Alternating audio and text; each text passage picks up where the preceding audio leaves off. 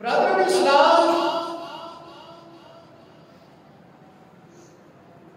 हजरत आदम अलैहिस्सलाम से लेकर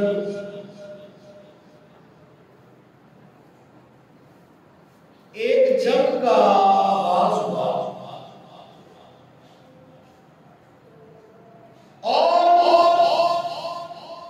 आदम अलैहिस्सलाम से पहले मुकम्मल तौर पर अमन था, शांति थी, अल्लाह की तौहीद पर सारे फरिश्ते कारबंद थे। लेकिन जैसे ही हजरत आदम अलैहिस्सलाम की तख्लीक हुई, जब आदम अलैहिस्सलाम का अल्लाह करीम ने वजूदे बाकमाल बनाया, तो उस वक्त से ये रंजश शुरू हो गई। करीम मालिक ने इरशाद फरमाया कि मैंने अपना एक नायब बनाया, अपना खलीफा बनाया, उसे सजदा करो। तमाम फरिश्तों ने सजदा किया, इब्लीस ने सजदा, बोलिए इब्लीस ने सजदा, थोड़ा सा और बोलिए इब्लीस ने सजदा। करीम मालिक ने जब सजदा ना करने की रीजन पूछी कि तूने सजदा क्यों नहीं किया, तो उसने कहा कि मैं इससे सजदा कैसे करूं जो तूने मिट्टी से बनाया है। मेरा मकाम से ज्यादा है, मिट्टी का मकाम मुझसे कम है, इसलिए मैं इसे सजदा नहीं कर सकता।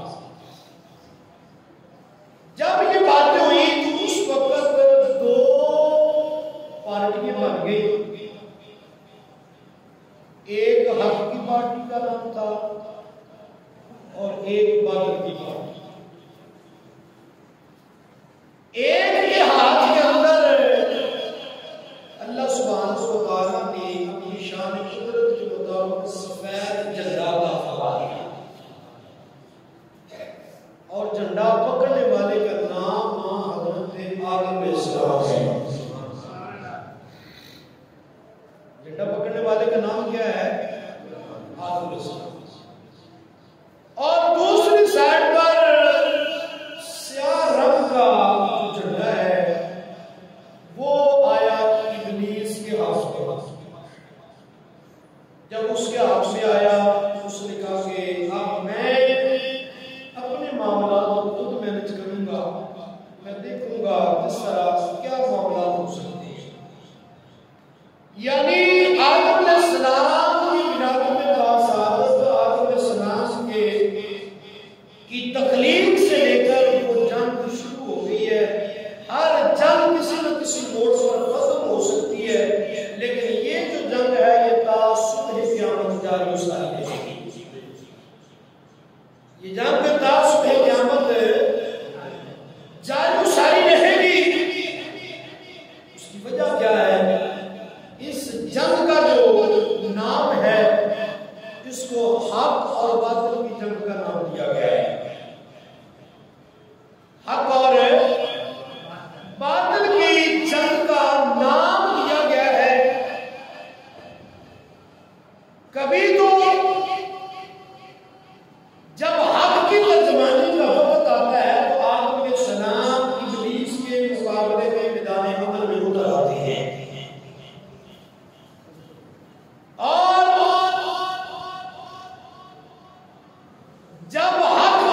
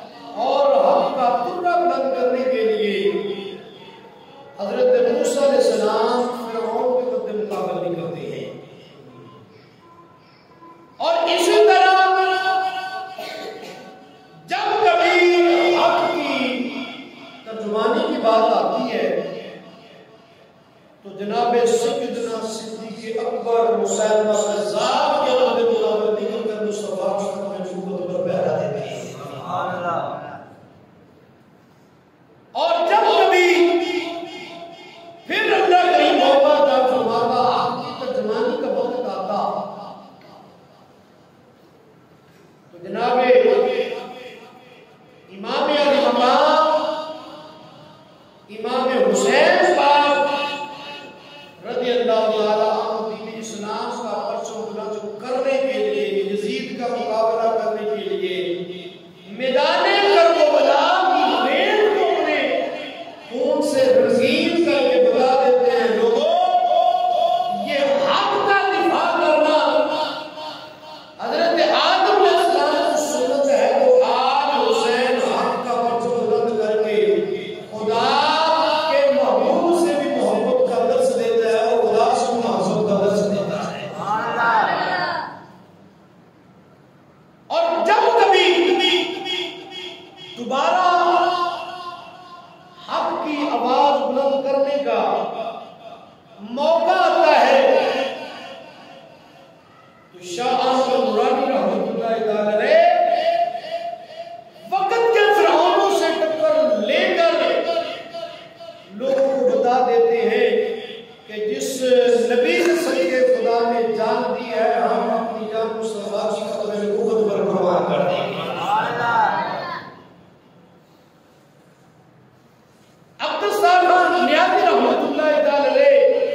परचम बुलंद करते हुए नजर आते हैं।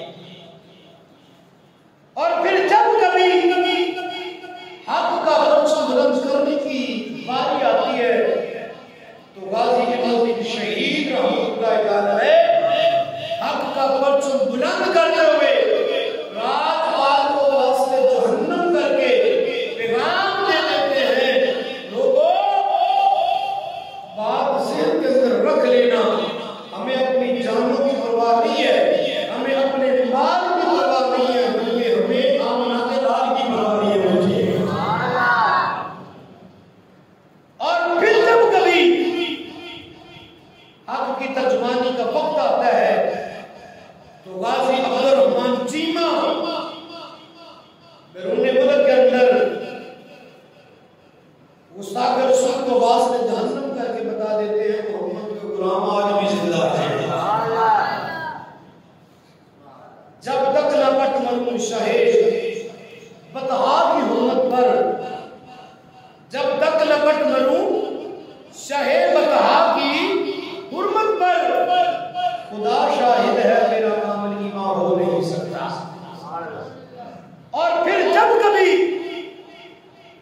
हक की आवाज बुलंद करने का वक्त आता है तो रावलपिंडी का शहजादा मिल्लत इस्लामिया मलक मुमताज हुसैन कादरी वक्त के फिरौन सुलेमान तसीब को 27 बुलंद मारकर और 27 हमले करके वास्ते जहन्नम करके बता देते हैं कि जिनकी तू गुस्ताखी करता है, आज अल्लाह करीम ने उसी की खत्म नबुव्वत पर पहरा देने के लिए मलक मुमताज कादरी का चुनाव किया हुआ है। और जब कभी दोबारा वफादारी का ऐलान करता है, कौन है वफादार, तो लाहौर की सरजमीन से व्हील चेयर पर बैठने वाला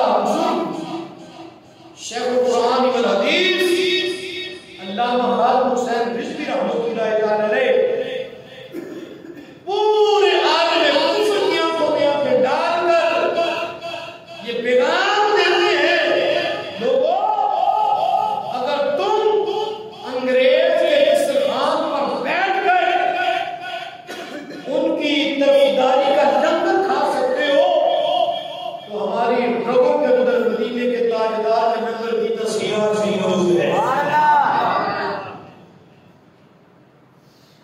खालिद हुसैन रिजवी रहमतुल्लाह अलैह आज पता लगा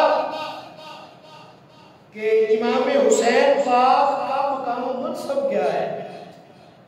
तो जिसके खादिम के अंदर इतनी ताकत है, लोग उसे खालिद हुसैन रिजवी के नाम से जानते हैं, और जिसके खादिम के अंदर इतनी पावर है तो बताइए उस खादिम के आका हुसैन के बारे के अंदर कितनी पावर होगी। यानी मियार बदलता रहा, आजाद बदल